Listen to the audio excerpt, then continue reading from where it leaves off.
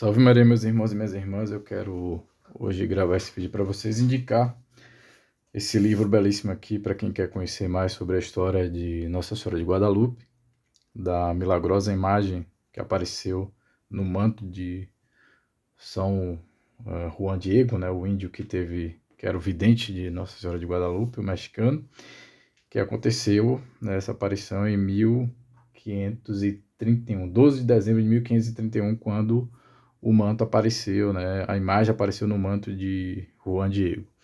Mas em alguns períodos anteriores ele já estava tendo as aparições de Nossa Senhora, né?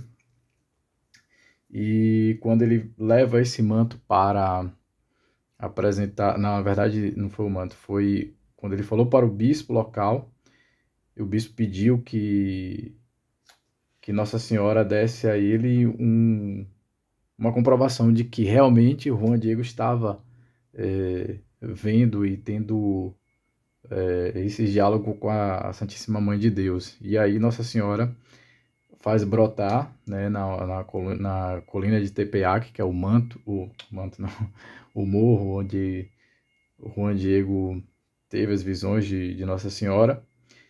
Ela brota rosas da região do bispo, que o bispo era um espanhol, né? Esqueci o nome do bispo agora, aqui tem no livrinho aqui que eu vou mostrar para vocês algumas partes. E esse fato que é que Juan Diego enrola as rosas colhidas, né, e leva para o bispo. Nesse momento em que ele desdobra a sua tilma, que chama de tilma, né, aquela vestimenta, que é feito de um material mais rústico, com fibras de cactos, né, e muito pobre mesmo, de fácil deterioração, que é uma das coisas que intriga a ciência, isso, porque já vai fazer em 1531 foi que essa imagem apareceu, né, que Nossa Senhora imprimiu no manto de Juan Diego. E em 2031 ela vai fazer exatamente 500 anos de existência, e é uma das coisas que intriga porque o tecido não se deteriorou, né, e não tem nenhum tratamento químico, nada, né, e nós estamos falando de um período que é 1531. Não tem a tecnologia que nós temos hoje. Então, é uma das coisas que intriga os cientistas muito isso. E então, quando ele desdobrou, que mostrou lá o bispo, apareceu impresso a imagem de Nossa Senhora. Aquelas rosas era da região do bispo, né, da Espanha, de onde ele veio, né? Então, esse livro aqui é da minha biblioteca católica, tá? A Nossa Senhora de Guadalupe, Imperatriz das Américas. Ele foi impresso aqui é do ano de 2023, em 1º de dezembro. Vem com essa novena, foi que eu fiz aqui para vocês, né? Aqui tem esse card com oração de Nossa Senhora de Guadalupe. E foi que eu estava fazendo a novena junto com vocês. Aí vem esse livreto aqui que eles sempre mandam, que tem história aqui sobre algumas curiosidades, tem falando aqui sobre a festa de Cristo Rei, sobre a Guerra dos Cristeiros também, que aconteceu no México em 1921 até 1926, eu acho, mas anteriormente já estava começando os ataques à fé católica. A Guerra Cristeira foi uma guerra, é um fato histórico mexicano muito importante para nós católicos pesquisar também. Inclusive tem até um filme, Cristeiros, Honra e Glória, eu acho, se eu não me engano, com Eddie Garcia, vale muito a pena assistir. E foi o governo maçônico, né, de Plutarco Elia Calles, que perseguiu muitos os cristãos e proibiu a fé católica, tentou proibir no fato. Matou muita gente, né, enforcava crianças, mulheres, católicos, e colocava pendurado nos postes nas rodovias mexicanas para servir como uma lição para os católicos não professar. Tem o famoso martírio do Padre Pro, né, o Beato, que é beato, está aí para o processo de canonização, que ele ergue os braços e vai ser fuzilado, e ele grita a famosa frase que os cristeiros sempre gritavam: Viva Cristo Rei! E quando ele, diante do pelotão, né, de maçons, e também envolvia comunistas também nesse governo de Elias Plutarco Eliacales, e acabou assassinando o Padre Pio. Tem também o grande, né, que o santo, aqui ele é o Beato Miguel Pro, sacerdote jesuíta, beatificado pelo Papa João Paulo em 1998. Aqui a cena é essa aqui, e aqui é onde ele abre os braços, ó, e grita Viva Cristo Rei. E tem o famoso São José Luiz Maria Sanches, né, que é esse aqui, ó, que foi também assassinado, né? Então vale muito a pena, é um período terrível que aconteceu no México, mas Cristo, o Rei do Universo, saiu vitorioso, a Santíssima Virgem de Guadalupe saiu vitoriosa, e os católicos do México saiu vitorioso, e nós católicos, né, ficamos muito felizes com essa vitória contra o primeiro Satanás, que é ele que instiga, né, infelizmente, os filhos de Deus a servirem a ele, e aqueles que se abrem às ações do demônio acabam fazendo essas atrocidades. E fica como um exemplo na história para a gente defender a nossa fé, lutar e não deixar que Satanás, nem os servos de Satanás, tente destruir a nossa fé. E aqui eu quero partilhar com vocês algumas coisas aqui. Eu estou aqui, ó, nessa parte desse capítulo aqui, capítulo 9, Autorretrato da Virgem Maria, que aqui ele vem falando algumas coisas científicas, né, da prova cabal, que essa imagem ela é milagrosa, sobrenatural. Então vou fazer só aqui algumas partes, que é muito grande, tá? Então eu quero pegar aqui para vocês analisar. Análise científica da efígie de Nossa Senhora na tilma de Juan Diego prova de modo irrefragável sua origem preternatural, ou seja, que está para além da ciência, para além das coisas naturais aqui, né? Tem um envolvimento sobrenatural. Aqui ele vai dizendo um breve trecho aqui do padre Ram, que ele diz assim: ninguém que se acerca e de perto contempla essa veneranda imagem se vê livre da sedução e encanto que irradia, sua formosura suavíssima, a doçura do semblante, a meiguice e ternura do olhar, a compostura inteira do rosto, leve e docemente inclinada para o lado direito. Tudo isso comove profundamente de tal modo que não se consegue exprimi-lo com palavras. O certo é que quem uma vez a contemplou com atenção, se não for vítima de preconceitos anticatólicos, experimentará logo a sensação de se achar em presença do maravilhoso, de algo sobrenatural, inexplicável nessa imagem. E aqui ele vem falando aqui de alguns do que é o tecido, né? O manto tilma, em que milagrosamente apareceu a imagem da Senhora do Céu, era o abrigo de Juan Diego. Ayate, algo teso e bem tecido, porque neste tempo era de ayate, tecido de fibras de magueri, ou agave americano, que é basicamente uma espécie de cacto, né? A roupa e abrigo de todos os índios pobres, só os nobres e principais vestiam um manto branco de algodão. Este ayate, que apareceu a sempre Virgem Nossa Rainha, é de 2 peças costuradas com fio brando. O ayate mede 168 por 105 centímetros e a imagem tem a altura de 163 centímetros. Seu rosto formoso é muito grave, nobre e algo moreno. Seu precioso busto aparece humilde. Estão as mãos juntas sobre o peito, onde a cintura do vestido começa. Aí vem aqui alguns, já começa em 1695, os especialistas em arte da época fazer os primeiros estudos, né? Pareceu a alguns que, em relação à estatura do corpo, as mãos eram muito pequenas. O sábio e genial pintor mexicano Miguel Cabrera, 1695 a 1768, que estudou científica e artisticamente a sagrada imagem, com particular cuidado, nada achou de anormal ou irregular nas mãos da senhora. Antes é bem sabido que nas mulheres bem proporcionadas é uma graça tê-las pequenas, assim o asseveram nossos autores e com elas a natureza, que é pauta e objeto da pintura. Os pintores que, em 1666, examinaram a imagem não souberam determinar se tinha sido pintada a têmpera ou a óleo. A têmpera é um estilo de técnica que se utiliza naquela época, até hoje também se utiliza, mas os mestres antigos utilizavam a clara de uva misturada com água e alguns aglutinantes e o pigmento, né, que é a própria tinta, né, que é um pó, pigmento é o pó, por exemplo, o pigmento de azul da Prússia, e aí mistura com a tinta. No caso aqui, a têmpera com esse tipo de técnica, que é para ter secagem mais rápida, a tinta é um pouco mais rala, é mais opaca e vai colocando várias camadas, certo?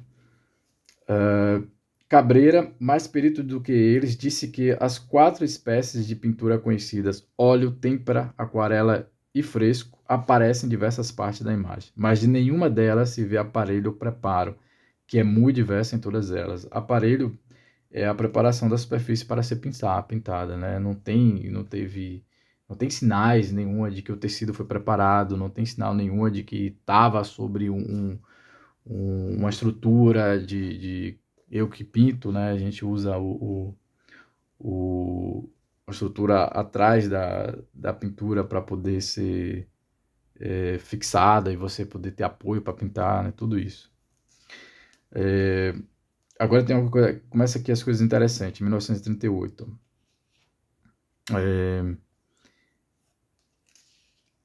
Aqui tem a parte do Dr. Ricardo Kuhn, diretor do Departamento de Química da Universidade de Heidelberg e Prêmio Nobel de Química em 1938. Olha só que esse pesquisador fala. 2 fibras do aiate de Juan Diego, uma de cor vermelha e outra amarela, solicitando dele que as analisasse para determinar a natureza dos pigmentos usados. Seu veredito, prestado sem prévio conhecimento da procedência das fibras, foi o seguinte: nas fibras analisadas, uma vermelha e outra amarela, não existe colorantes vegetais, nem colorantes minerais, nem tampouco colorantes animais.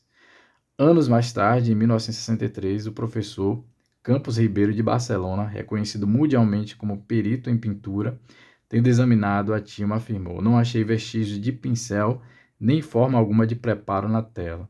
E concluía: nenhum artista humano teria escolhido para executar uma obra de empenho com uma tela ou lenço da qualidade do aiate e muito menos com uma costura no meio. E é verdade. Eu que trabalho com pintura, sou artista plástico, a gente procura sempre os melhores tecidos para poder fazer as nossas telas. Tem agora aqui uma parte que fala sobre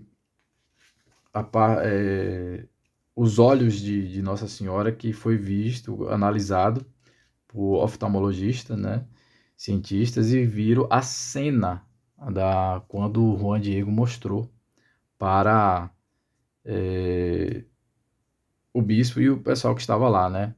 E aqui ele diz, acho que é aqui, em 1956, Carlos Salinas Chaves observa pela primeira vez, refletida na pupila do lado direito da Santíssima Virgem de Guadalupe, a cabeça de um homem que ele julgou ser Juan Diego, e também outra no lado esquerdo. Confirmou esta visão seu companheiro de trabalho, Luiz Toral. Impressionados com o achado, pediram às autoridades a nomeação de uma comissão de especialistas e peritos para efetuar rigoroso exame científico dos olhos da imagem com os melhores oftalmoscópios, no que foram logo atendidos. Grande foi, de fato, a sensação e a curiosidade que nos oftalmólogos e nos técnicos em pintura e em todos os guadalupenses provocou a descoberta dessas imagens nos olhos da senhora. Em 1975, foi solicitado ao notável cirurgião oculista Dr. Henrique Grauer examinar o aiate de Juan Diego. Examinei com oftalmoscópio de alta potência e deparei nos olhos as imagens de Purkinje. Purkinje foi é que ele vem falando. Imagem reflexo de Purkinje, as diferentes imagens que se formam por reflexo na estrutura no olho. No parágrafo a seguir, o autor explica mais detalhado. Aqui, ó. Purkinje foi o sábio anatomista e fisiologista austríaco Jean Evangeliste Purkinje. Vamos lá. Examinei que já li, o que dá uma visão de sensação de profundidade do olho. Mesmo ali, percebi a imagem de um homem barbado, repetida na córnea ocular e no cristalino. No diante que acabo de transcrever refere-se ao Dr. Grau, as imagens de Purkinje. É oportuno esclarecer brevemente esse fenômeno oftalmológico, porque reveste importância capital para caracterizar o aspecto sobrenatural da Virgem Guadalupense. Então, aqui, como eu falei, Purkinje foi um anatomista e fisiologista austríaco, que observou uma tríplice imagem óptica na córnea e ambos os lados do cristalino. Como expõe Grauer, as imagens de Purkinje são 3. Aqui ele vai explicando o que é essa técnica que esse anatomista, né, e fisiologista descobriu. A primeira, aprecia-se na superfície anterior da córnea, a segunda na superfície anterior do cristalino e a terceira na superfície posterior do mesmo cristalino. E no dia também que declara seu descobrimento, afirmou: tudo isto observado na sagrada imagem dá a sensação de estar vendo um olho em vivo. E realmente não se pode deixar de pensar em algo sobre-humano. Então tem muita coisa esse capítulo aqui. Tem aqui que estudo analítico em infravermelho da imagem de Guadalupe. Deixa eu pegar uma parte aqui que um pesquisador, um doutor, fez um minucioso estudo com essa técnica. Deixa eu ver se foi, acho que é a partir daqui. Ó. Em meados do século XX, surgiu nos meios católicos dos Estados Unidos um vigoroso surto de curiosidade e simpatia pelas aparições, cujo primeiro fruto se manifestou numa florescência de notáveis e formosos livros sobre a Virgem Maria de Guadalupe. 2 eminentes cientistas de Yankees, Philip Callahan e George B. Smith, o primeiro doutor em filosofia pela Universidade do Kansas e a segunda Master of Arts pela Universidade de Miami. Provectos investigadores científicos e técnicos resolveram de comum acordo proceder a uma análise do EIAT pelo infravermelho. Expuseram os resultados obtidos pelo exame da tilma e da imagem no seu livro The Virgin of Guadalupe and Infrared Star, Washington, Cara, 1979, que a pedido do cardeal primaz do México, Dom Ernesto Corripio, foi logo vertido para o espanhol, pelo presbítero Faustino Cervantes, que o enriqueceu com notas e adições interessantes complementares. É desta edição que me servirei para a exposição que segue. A parte primeira e principal desta obra constitui um estudo científico e técnico, baseado nas fotografias da imagem tomadas com película infravermelha, visto que esse procedimento permite descobrir nas pinturas aspectos ocultos à simples vista e à fotografia comum. Os autores chegam à conclusão de que a figura de Maria formada na tilma de Juan Diego é inexplicável cientificamente, ou seja, que não foi feita por mãos humanas. A fotografia infravermelha é uma técnica que se emprega nos estudos críticos de pinturas antigas. É de grande valor para obter informações sobre derivações históricas e muito útil para detectar a presença de pinturas sobrepostas ou outras alterações. Os 2 cientistas serviram-se de películas Kodak infravermelhas de alta velocidade. Do seu exame, deduzem os doutores que os raios solares que aparecem atrás da sagrada imagem, as estrelas de seu manto e a orla deste dão a impressão de pinturas no estilo artístico denominado gótico internacional, mas o ouro nessas partes aparenta ir desprendendo-se. Né? Então tem muita coisa aqui, muito detalhe mesmo, vale a pena adquirir esse livro, tá? Tem aqui tem um outro aqui que acho que é Dr.